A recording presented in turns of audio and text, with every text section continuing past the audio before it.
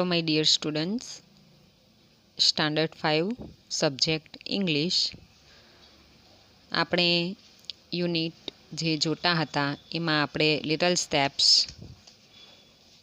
1 2 3 4 5 6 7 8 9 9 સુધી આપણે જોયું, બરાબર છે ને? 7 8 9. હવે આજે આપણે વિદ્યાર્થી મિત્રો જોવાના છે લિટલ સ્ટેપ્સ 10 11 12, 10 11 અને 12. Little steps 10 11 12. હવે વિદ્યાર્થી મિત્રો એક્ટિવિટી 1 છે, રાઇમ આપેલી છે, અને એક્ટિવિટી 2 છે એમાં છે સ્ટોરી. તો તમારે શું કરવાનું છે? સૌપ્રથમ હું તમને લેસન આપી દઉં કે તમારે ઇંગ્લિશની નોટમાં દર વખતે આપણે જે લખીએ છીએ મિનિંગ્સ એ લખવાના છે, બરાબર છે? તો તમારે હેડિંગ આપી દેવાનું little steps 10 11 12. Activity 1 rhyme. Rhyme એટલે કવિતા. Snap and tap and clap. અને પછી લખવાનું મિનિંગ્સ આ પ્રમાણે MEANINGS મિનિંગ્સ. અને ત્યાર પછી આ મિનિંગ્સ લખવાના છે. ટુ સ્નેપ એટલે ચપટી વગાડવી, ટુ ક્લેપ એટલે તાળી પાડવી, ટુ ટેપ એટલે તપલી મારવી અથવા પગ ઠોકવો, ટુ પુટ એટલે મૂકવું, બુક એટલે પુસ્તક, ઇન્ટુ એટલે ની અંદર, બેગ એટલે થેલી, ફિંગર્સ એટલે આંગળીઓ, ટુ હેંગ એટલે લટકાવવું અથવા ટાંગવું, પિક્ચર એટલે ચિત્ર, ઓન એટલે ની ઉપર, વોલ એટલે દિવાલ અથવા ભીંત, ફીટ એટલે પગ, ગો એટલે જાઓ, ટુ સ્ટેન્ડ એટલે ઊભા રહેવું, નિયર એટલે ની પાસે, ડોર એટલે બારણું, અંડર એટલે ની નીચે, ફેન એટલે પંખો, ટુ રેઝ એટલે ઊભું કરવું અથવા સીધું કરવું અથવા ઊંચું કરવું, હેન્ડ્સ એટલે હાથ, બરાબર છે? આ મિનિંગ્સ લખાઈ જાય ત્યાર પછી તમારે એક્ટિવિટી આપણી જે છે 2, કઈ એક્ટિવિટી? એક્ટિવિટી 2 છે અને છે સ્ટોરી. Activity 2 story.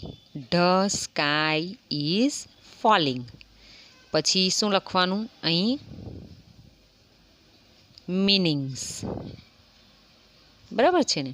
અને ત્યાર પછી આ સ્ટાર્ટ કરવાનું. એક્ટિવિટી 2 લખવાનું છે, બરાબર છે? આ સ્ટોરી છે. સ્કાય એટલે આકાશ અથવા આભ, ટુ ફોલ એટલે પડવું, ડિયર એટલે પ્રિય અથવા વહાલું, લિટલ એટલે નાનું, ચિકન એટલે મરઘીનું બચ્ચું, ટુ હોપ એટલે કૂદવું, અંડર એટલે ની નીચે, બિગ એટલે મોટું, ટ્રી એટલે ઝાડ, લીફ એટલે પાંદડું, ફેલ એટલે પડ્યું, બરાબર છે? ફોલનો ભૂતકાળ છે. આ જે છે એ તમારે લખવાનું નથી. હેડ એટલે માથું, ટુ સ્ટાર્ટ એટલે શરૂ કરવું, ટુ રન એટલે ભાગવું અથવા દોડવું, મેટ એટલે મળ્યું, પીસ એટલે ટુકડો, વિધાઉટ એટલે વગર અથવા વિના, ટુ સે એટલે બોલવું, વર્ડ એટલે શબ્દ, ટુ શો એટલે દેખાડવું, ટુ આસ્ક એટલે પૂછવું, ડ્રાય એટલે સૂકું, લીવ્સ એટલે પાંદડા, ટુ લાફ એટલે હસવું, બરાબર છે? આટલું તમારે ઇંગ્લિશની નોટમાં લખી દેવાનું રહેશે. ચાલો હવે આપણે સમજીએ એક્ટિવિટી 1. Activity 1 rhyme. સાંભળો, દોહરાવો અને અભિનય કરી ગાઓ. આ તમે અભિનય તમારા ઘરે પણ કરી શકો છો, બરાબર છે? તો શું કરવાનું છે? તો જુઓ, snap and tap and clap, બરાબર છે ને? ચપટી વગાડવી અને તાળી, ટેપ ટેપ એટલે ટપલી મારવી અથવા પગ ઠોકવો, એન્ડ ક્લેપ ક્લેપ એટલે તાળી પાડવી, બરાબર છે? ચપટી વગાડવી અને ટપલી મારવી અને તાળી પાડવી. Put your book into your bag. Put એટલે મૂકવું, યોર એટલે તમારું, બુક એટલે પુસ્તક, યોર બેગ બરાબર છે, એટલે કે બેગ તમારા દફતરમાં. તો put your book into your bag કે તમારું પુસ્તક તમારા દફતરમાં મૂકો. Put your notebook into your bag તો તમારી નોટબુક તમારા દફતરમાં મૂકો. Snap your fingers and snap snap snap. શું કહે છે? Snap your fingers and snap snap snap. શું કહે છે કે તમારી આંગળી વડે શું વગાડવાનું છે? ચપટી. અને પછી શું? Snap snap snap. આ પ્રમાણે ચપટી વગાડવાની છે. ત્યાર પછી છે put the chalk on the table. Chalk table ઉપર મૂકો. Hang the picture on the wall. શું કહ્યું છે કે પિક્ચર એટલે ચિત્ર, ઓન એટલે ઉપર અને વોલ એટલે દિવાલ, હેંગ એટલે ટાંકવું. તો ચિત્ર દિવાલ પર ટાંગો. Tap your feet and tap tap tap. તમારા પગ ઠોકો અને tap tap tap. Go and stand near the door. Door એટલે બારણું, નિયર એટલે નજીક, સ્ટેન્ડ એટલે ઊભા રહેવું અને ગો એટલે જવું. Go and stand near the door. બારણા પાસે જઈને ઊભા રહો.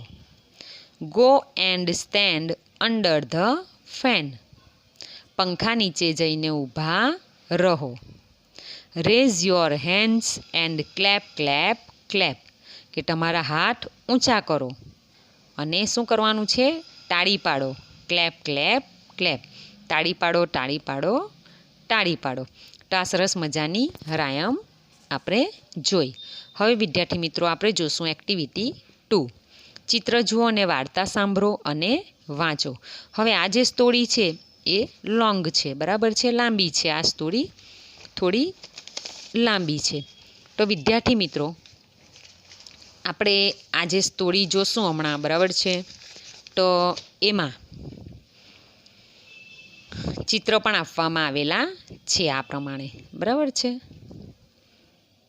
આ પ્રમાણે ચિત્ર આપવામાં આવેલા છે અને એની સ્ટોરી આપણને આપવામાં આવેલી છે કે આ સ્ટોરીમાં શું થાય છે. તો હવે આ સ્ટોરીમાં શું થાય છે ખબર? કે આ સ્ટોરીમાં આભ પડી જાય છે. એક પક્ષી છે, બરાબર છે, એને એવું લાગે છે કે આભ પડી રહ્યું છે, પણ એકચ્યુઅલી આભ પડતું નથી. એની ઉપર એક નાનું જે મરઘીનું બચ્ચું છે એની ઉપર શું પડે છે? તો પાંદડું પડે છે અને એને એવું લાગે છે કે મારી ઉપર શું પડ્યું? આભ પડ્યું, આકાશ પડી રહ્યું છે. તો જો આપણે ચિત્રમાં જોઈ શકીએ છીએ કે મરઘીનું જે બચ્ચું છે એની ઉપર એક પાંદડું છે, બરાબર છે. તો એને એવું લાગે છે કે આકાશ પડી રહ્યું છે, એટલે ઝડપથી દોડવા માંડે છે.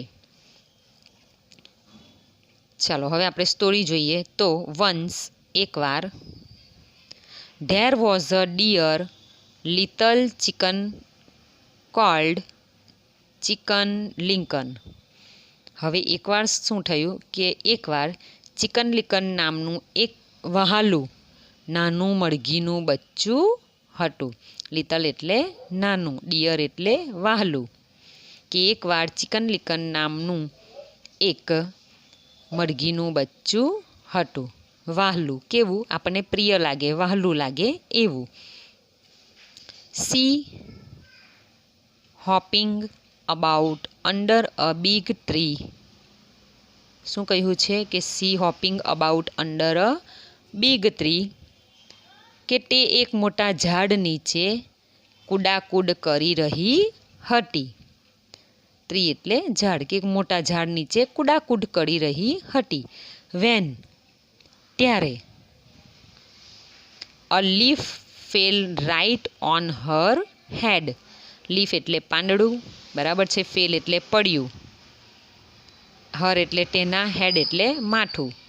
તો શું થયું કે ત્યારે એક મોટું પાંદડું બરાબર તેના માથા ઉપર પડ્યું. જો આપણે ચિત્રમાં જોઈ શકીએ છીએ, બરાબર છે ને. ત્યારે એ શું કહે છે? ઓહ નો, ઓહ નો. શું કહે છે? ઓહ ના હોય, ના હોય. શું કહે છે? અરે ના, ઓહ નો. The sky is falling, said Chicken Licken. તો ચિકન લિકન શું કહે છે? કે આભ પડી રહ્યું છે. શું બોલી? કે આભ પડી રહ્યું છે, ચિકન લિકન બોલી. એન્ડ અને, સ્ટાર્ટ ટુ રન અને દોડવા લાગી. By and by she met Henny Penny. કે થોડી વાર પછી તેને હેની પેની મળી. ચિકન લિકન છે એ પાંદડું પડવાથી એ ઝડપથી દોડી જાય છે અને શું કહે છે? શું બોલે છે? કે આભ પડી રહ્યું છે, આકાશ પડી રહ્યું છે, બરાબર છે. હવે દોડતી એ જાય છે ત્યારે એને થોડી વાર પછી હેની પેની મળે છે, બરાબર છે ને. તો જુઓ, આ રહી હેની પેની. હવે શું થાય છે? તો જુઓ, હેની પેની એને પૂછે છે, why are you running Chicken Licken. શું કહે છે? Why are you running Chicken Licken. કે તું શા માટે દોડી રહી છે Chicken Licken? The sky is falling and a piece of it fell right on my head. ત્યારે ચિકન લિકન શું કહે છે? કે આકાશ પડી રહ્યું છે અને તેનો એક ટુકડો બરાબર મારા માથા પર પડ્યો. ઓ, શું કહે છે? Oh, said Henny Penny and she too began to run with chicken licken. તો હેની પેની શું કરે છે? ઓ, હેની પેની બોલી અને તે પણ ચિકન લિકન સાથે દોડવા લાગી. બસ ફક્ત જે ચિકન લિકન છે એ કહે છે કે આકાશ પડી રહ્યું છે અને તેનો એક ટુકડો મારા માથા ઉપર પડ્યો. એટલે એવું સાંભળીને ઓ એવું કરીને હેની પેની જે છે તે પણ ચિકન લિકન સાથે દોડવા માંડી. By and by they met Cocky Locky. થોડી વાર પછી તેમને કોકી લોકી મળ્યો, બરાબર છે ને. ચાલો હવે જુઓ, why are you running Chicken Licken and Henny Penny. ત્યારે એને પૂછે છે કોકી લોકી કે તમે શા માટે દોડી રહ્યા છો ચિકન લિકન અને Henny Penny. The sky is falling. શું કહે છે? The sky is falling. આકાશ પડી રહ્યું છે. A piece of it fell right on Chicken Licken's head. કે તેનો એક ટુકડો બરાબર ચિકન લિકનના માથા પર પડ્યો. Oh dear said Cocky Locky and he too began to run with them. તો પછી શું કર્યું કોકી લોકીએ? ઓહ ડિયર, કે અરે બાપરે, ઓહ બાપરે એમ કહ્યું. શું કહ્યું? કે અરે બાપરે કોકી લોકી બોલ્યો અને તે પણ તેમની સાથે દોડવા લાગ્યો. By and by they met Ducky Lucky. થોડી વાર પછી તેમને કોણ મળ્યું? તો તેમને ડકી લકી મળી. ડક મળે છે, બરાબર છે ને, બતક. Why are you running Chicken Licken Henny Penny and Cocky Locky. તો ત્યારે આજે ડકી લકી છે પૂછે છે કે તમે શા માટે દોડી રહ્યા છો ચિકન લિકન હેની પેની અને કોકી લોકી. ત્યારે શું કહે છે? ધ સ્કાય ઇઝ ફોલિંગ, આકાશ પડી રહ્યું છે.